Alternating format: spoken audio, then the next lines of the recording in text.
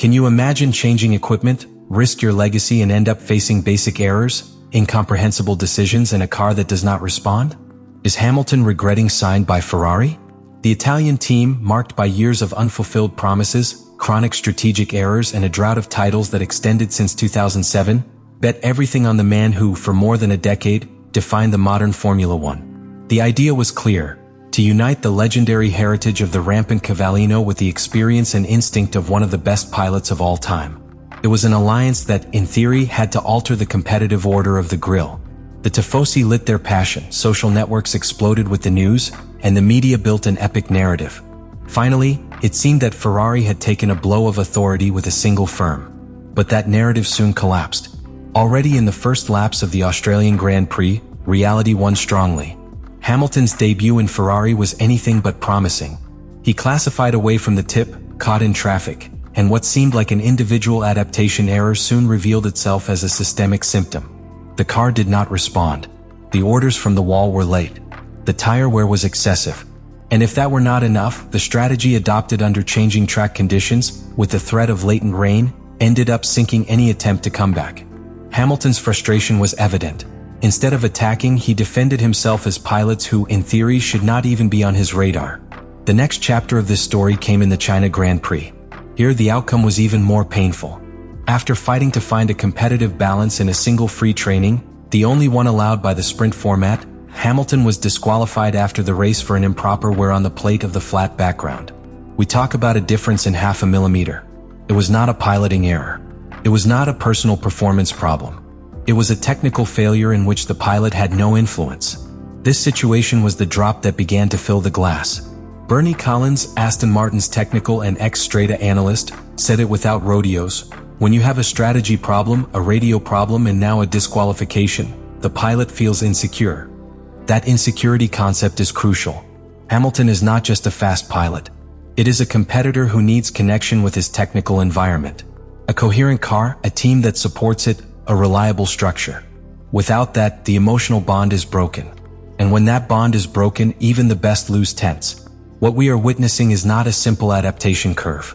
It is a progressive erosion of trust between one of the greatest talents in history and a team that, once again, seems unable to live up to its ambitions. The relationship that began as a promise of redemption for Ferrari is beginning to take the form of a nightmare, both technical and emotional, which could have devastating consequences if it is not reversed in time. Lewis Hamilton's true enemy in this seasonal start does not dress silver or blue. It is his own car, the SF25. From the first kilometers on the track, the problems of this car have been evident and, most worrying, structural. What many considered settling adjustments or simple adaptation complications have turned out to be symptoms of a deeply limited technical platform. SF25 is not simply a difficult car. It is a machine built on a base that seems incompatible with the style and needs of the seven-time world champion. What was expected was an evolution of the SF24 Solid, has ended up being an indomitable beast, with defects that compromise not only the performance, but the confidence of the pilot in each curve. The root of these ills is, among other points, in the rear suspension. According to detailed technical reports and the analysis of experts such as Rob Smedley, Felipe Massa's former career engineer in Ferrari, the lack of structural stiffness in the rear train prevents the car from responding precisely to the pilot's inputs. In simple words, the rear of the SF25 does not convey trust. Instead of being an extension of the pilot's body, it acts as a ballast that reacts with delay, generating a feeling of constant instability, especially in traction and braking phases. This forces Hamilton to modify their usually aggressive driving style, based on late braking and use of the rear grip to adapt to a platform that punishes each attempt to go to the limit. And the suspension is not the only problem. The car presents an extremely narrow operational window, one of the worst on the current grille. This means that the SF25 only works well under very specific conditions. Track temperature, compound type, asphalt height, and aerodynamic configuration should be aligned almost perfectly for the car delivery. In mixed configuration circuits such as Miami or Shanghai, this becomes a nightmare. A slight deviation in temperature or a reduced session of training is enough for the car to become indomitable. And in a calendar that includes multiple weekends with sprint format, where only a free practice session is allowed, this is practically a conviction. This operational rigidity has forced Ferrari to make extreme decisions. To avoid sanctions such as disqualification in China, They have had to raise the height of the car above the optimal design parameters, sacrificing aerodynamic load and therefore performance.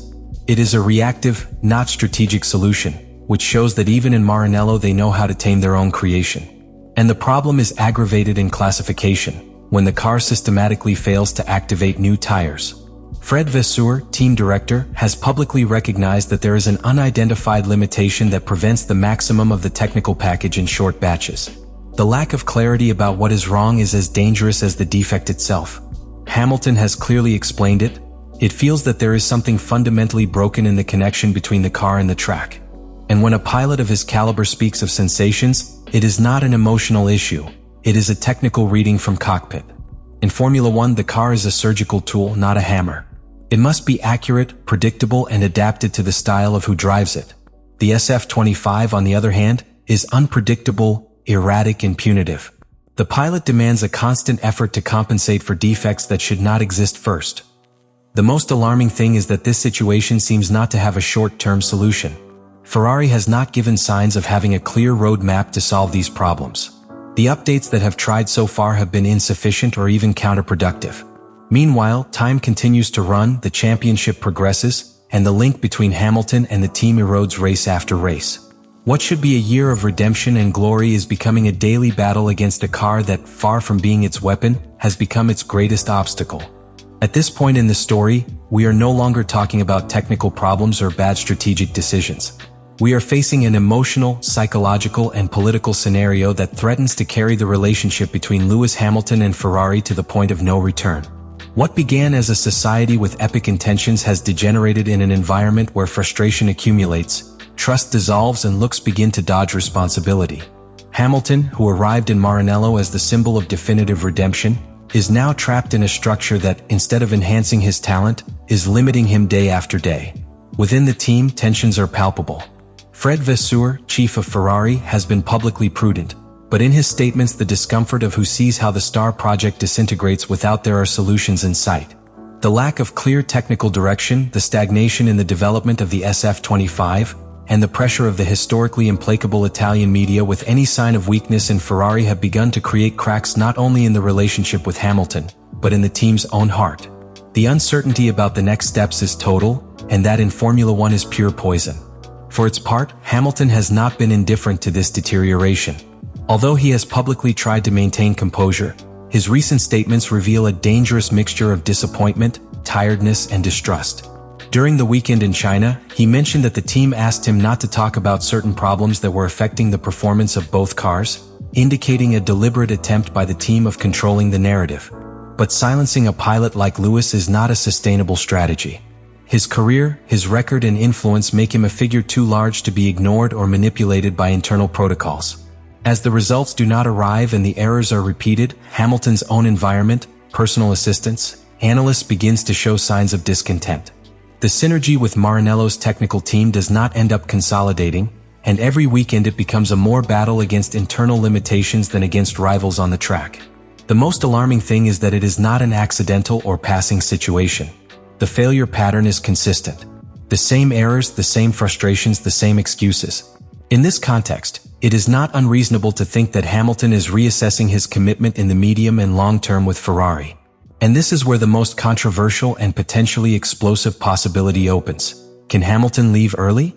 While he has a current contract, it would not be the first time that a star pilot presses for an early exit to a failed project.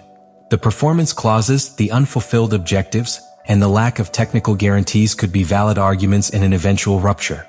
And in a pilot market that is more dynamic than ever, there will be no missing doors that open if Lewis decides that his time in Ferrari has been a calculation error. The biggest danger is not just losing races, is losing the soul of the project. Hamilton was hired to lead a cultural and sports change in Ferrari. But if the structure itself does not accompany it, if the internal machinery of the team is not aligned with its demand and its vision, the disconnection will be irreversible. At this point, the question is no longer whether Ferrari can save the season. The real question is whether he can save his relationship with the man who promised to return his glory. Because when a pilot stops believing, the project stops making sense. And that moment may be much closer than Ferrari is willing to admit. Now that you know the magnitude of the conflict between Lewis Hamilton and Ferrari, it is up to you to be part of this conversation. Because this is not just one more sports drama, It is a key moment that could redefine the immediate future of Formula One. We are witnessing a chapter that, if this path will continue, will go down in history not as a glorious rebirth, but as one of the most painful strategic errors of the most emblematic spin of sport. So I want to know what you think. Do you think Hamilton can still recover confidence in the team and reverse the situation? Leave it in the comments. We are at a point where each race could be decisive, where every detail matters. Therefore, I invite you to remain attentive because this is not over, much less.